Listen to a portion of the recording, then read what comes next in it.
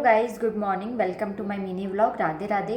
तो आज कोई व्लॉग नहीं आने वाला है डेली रूटीन का, ना कोई अनबॉक्सिंग आने वाला है। आज का व्लॉग सबसे यूनिक रहने वाला है क्योंकि आज मैं आपको पढ़ाऊँगी। आज मैं आपको पढ़ाऊँगी क्योंकि कल मेरा एग्ज़ाम में भी प्रैक्टिकल है, तो मैंने सोचा एक बार ट्राई भी हो जाएगा और व्लॉग भी बन जाएगा और मतलब कुछ न यूनिक जो मतलब मैं फ्यूचर में चाहती हूँ वो आपको करके दिखाऊँ, क्योंकि मुझे पढ़ाना बहुत पसंद है अल्टीमेटली। तो इग्नोर माई वेट हेयर्स क्योंकि मैं अभी भी नहा के आई हूँ जस्ट। तो मैं आपको पढ़ाना शुरू करती हूँ जिस तरह से हमारा प्रैक्टिकल होगा उस हिसाब से। तो imagine I am your teacher, I am your geography teacher, new teacher. So उस हिसाब से आपको मेरे को ट्रीट करना है, ओके।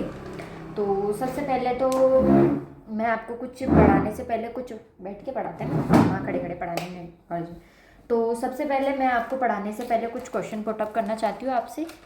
तो अगर आपको आता है तो जवाब देना आप मुझे, ठीक है।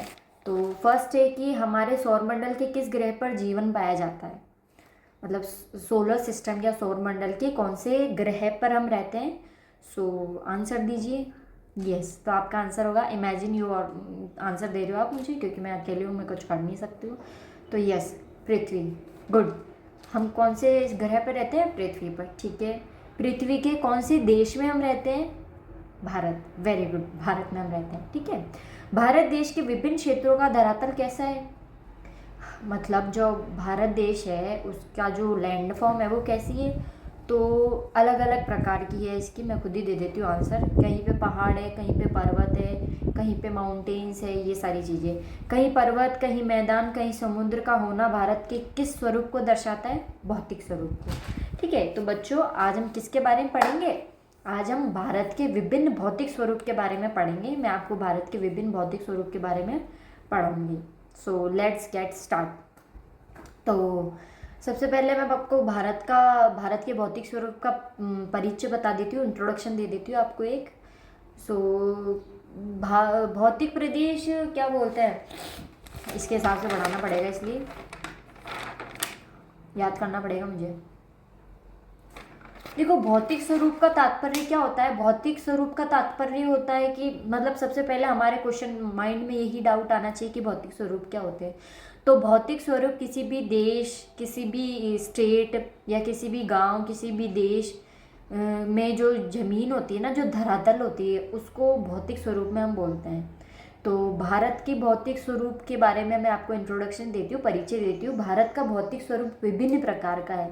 भारत के भौतिक स्वरूप में कहीं पे पहाड़ है, कहीं पे पर्वत है, कहीं पे माउंटेन है, कहीं पे प्लेट्यू है, पठार है, ठीक है, कोस्टल प्लेन है, द्वीप है कहीं पे।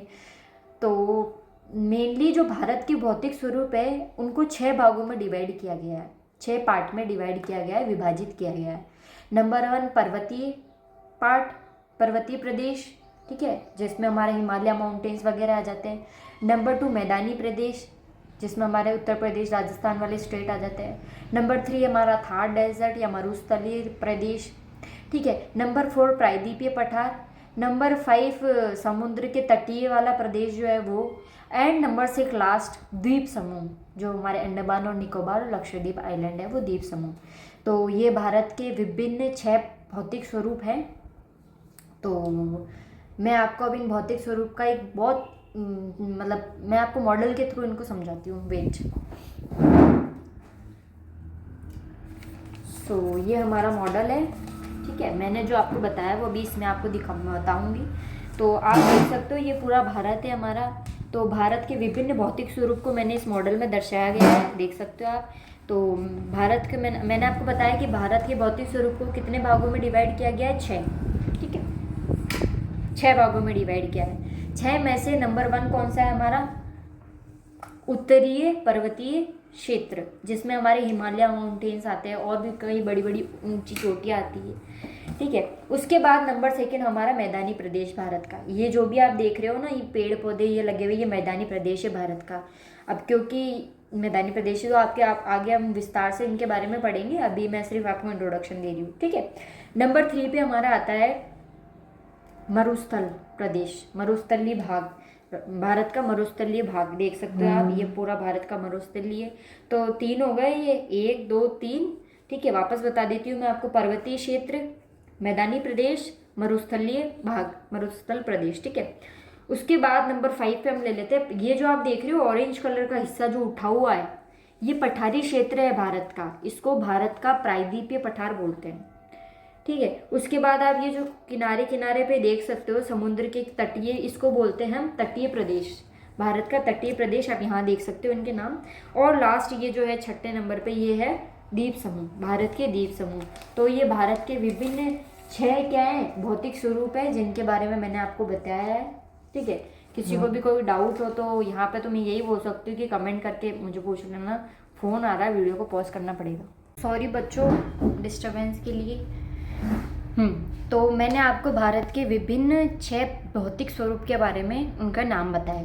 अब मैं आपको, चलो मैं आपसे अब जो मैंने आपको बताया उससे रिलेटेड मैं आपसे क्वेश्चन करती हूँ। आप बताओ मुझे कि भारत में सबसे ऊपर या उत्तर दिशा में कौन सा भौतिक प्रदेश पाया जाता है? Yes, good. उत्तर में पर्वतीय क्षेत्र या पर्वतीय प्रदेश पाया जाता है। ठीक है, भारत में दक्षिण क्षेत्र में कौन सा भौतिक स्वरूप पाया जाता है? भारत के दक्षिण में कौन सा भौतिक स्वरूप पाया जाता है? सो गुड, भारत के दक्षिण में द्वीप समूह पाया जाता है। गुड, ये क्वेश्चन थे, मतलब आपको समझ में आ चुका है। तो अब हम आगे बढ़ते हैं। तो नंबर 1 पे हम भौतिक स्वरूप को डिटेल में पढ़ेंगे। तो नंबर 1 पे अपन पढ़ेंगे आज उत्तर मैदानी क्षेत्र। ठीक है, मैदानी क्षेत्र के बारे में मैं आपको पढ़ाऊंगी। तो मैदानी क्षेत्र जो है वो भारत के उत्तरी पार्ट में पाया जाता है। पर्वतीय क्षेत्र के जस्ट नीचे जो पाया जाता है वो हमारा मैदानी प्रदेश है, जिसमें बहुत विभिन्न प्रकार की भारत की बड़ी बड़ी नदियाँ वहाँ उसी मैदानी क्षेत्र से बहते हुए निकलती है, जैसे गंगा हो गई, ब्रह्मपुत्र हो गई। ठीक है, और क्योंकि ये गंगा ब्रह्मपुत्र जो मेजर भारत की बहुत बड़ी नदियाँ हैं जो अपने साथ बहुत सारा वो लेके आती है, सेडिमेंट्स लेके आती है, जो फर्टाइल मिट्टी जो होती है, जलोढ़ मिट्टी होती है, वो लेके आती है अपने साथ बहा के। तो वो इसी मैदानी प्रदेश क्षेत्र में बहा के छोड़ देती है नदियाँ और वो आगे निकल जाती है। क्योंकि यहाँ पे नदियों की वजह से सबसे ज़्यादा जलोढ़ मिट्टी पाई जाती है, तो ये क्षेत्र जो है वो मैदानी प्रदेश जो है भारत का, वो कृषि के लिए सबसे ज़्यादा जाना जाता है। भारत में अगर कहीं पे सबसे ज़्यादा कृषि या खेती होती है ना, तो वो मैदानी क्षेत्र में होती है। यस, मॉडल में आपने देखा भी होगा कि हमने किस तरह से मॉडल में मैंने फसलें वगैरह लगा रखी है।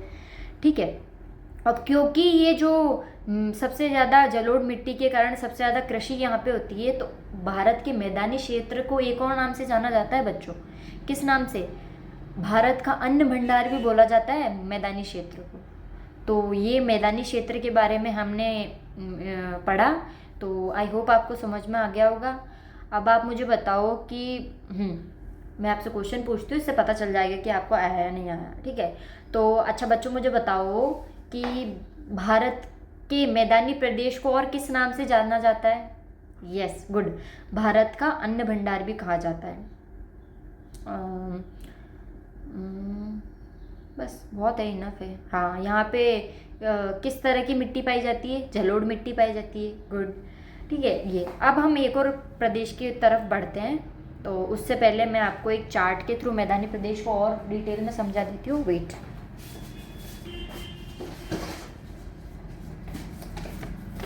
ये देख सकते हो आप, भारत का मैदानी प्रदेश। ये जो भी आपको ग्रीन ग्रीन दिख रहा है ना, ये भारत का मैदानी प्रदेश है। ठीक है, समझ में आ गया बच्चों? गुड, ये भारत का मैदानी प्रदेश है। यहाँ पे सबसे ज़्यादा क्या पाई जाती है? अपनी खेती सबसे ज़्यादा यहाँ होती है। ठीक है, अब नेक्स्ट अब हम अगले भौतिक प्रदेश की तरफ बढ़ते हैं, जो कि है हमारा प्रायद्वीपीय पठार। तो इसके बारे में थोड़ा देखना पड़ेगा मुझे, इसके हिसाब से ही बढ़ाना है, ऐसे आता है। और हाँ, तो भारत का पठारी क्षेत्र है जिसको मुख्य रूप से प्रायद्वीपीय पठार भी कहा जाता है। देश का सबसे पुराना और सबसे बड़ा स्थिर भूभाग है ये देश का, भारत का सबसे बड़ा स्थिर और बहुत पुराना भूभाग कौन सा है? ये ठीक है। ये त्रिभुजाकार पठार विंध्य और सतपुड़ा पर्वत श्रृंखलाओं के दक्षिण में स्थित है, जो 3 तरफ से समुद्र से घिरा है। ये जो प्रायद्वीपीय पठार है 3 तरफ से किससे घिरा हुआ है? समुद्र से घिरा हुआ है। सबसे प्रमुख हिस्सा है, यहाँ पे काली मिट्टी खनिज बहुत ज़्यादा अधिक मात्रा में पाए जाते हैं, ठीक है।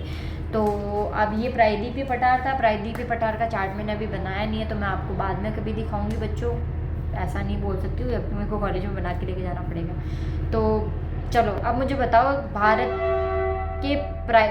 का जो प्रायद्वीपीय पठारी क्षेत्र है वो चारों तरफ से किससे घिरा हुआ है? गुड, समुद्र से घिरा हुआ है, ठीक है। भारत के प्रायद्वीपीय जो पठार क्षेत्र है उसका आकार किस तरह का है? त्रिभुजाकार। Good, that's it for the day. तो बाकी के हम जो भौतिक स्वरूप है वो नेक्स्ट क्लास में पढ़ेंगे बच्चों।